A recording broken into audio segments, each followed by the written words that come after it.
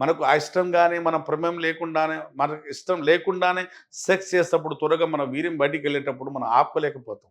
ఎందుకని? మన జననాల దగ్గర అంటే మన పెనిస్ దగ్గర, మన ఆర్గన్ దగ్గర ఉన్న కండరాలు, నరాలు బలహీనపడ్డాయి. దాని పట్టుతత్వం తగ్గిపోయింది. దేనివల్ల? హస్తప్రయోగం చేయటం వల్ల కండరాలు వీక్ అయిపోయాయి. అలాగే సెరోటోనిన్ హార్మోన్ కూడా తగ్గిపోయి, మన టైమింగ్ తగ్గిపోయి, మనం ఎప్పుడు సెక్స్ చేసినప్పుడల్లా మన వీర్యం తన్నుకుంటూ బయటికొచ్చేస్తుంది. మన బాడీలో అంత శక్తి లేకుండా పోయింది. మనం ఆపుకునేంత శక్తి లేదు.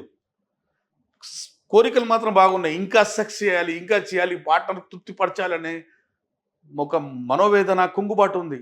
కానీ బాధ ఉంది తప్ప మన శక్తి లేకుండా పోయింది మన శరీరంలో.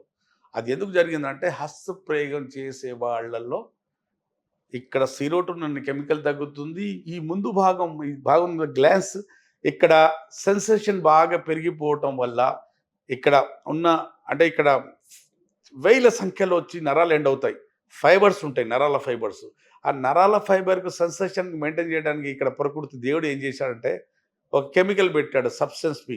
అది మరీ ఎక్కువైనప్పుడు అతిగా ఇక్కడ కూడుకున్నప్పుడు ఈ భాగము బాగా సెన్సిటివ్‌గా మారుతుంది.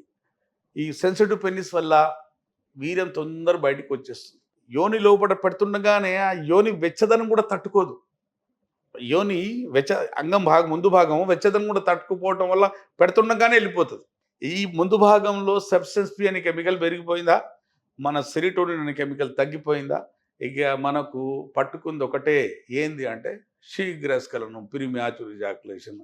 ఈ రెండిటికి మనం మళ్ళీ కరెక్షన్ చేయకపోతే, ట్రీట్మెంట్ ఇవ్వకపోతే మన ప్రీమ్యాచ్యూర్ ఎజాక్యులేషన్ సమస్య మన చచ్చే వరకు పోదండి.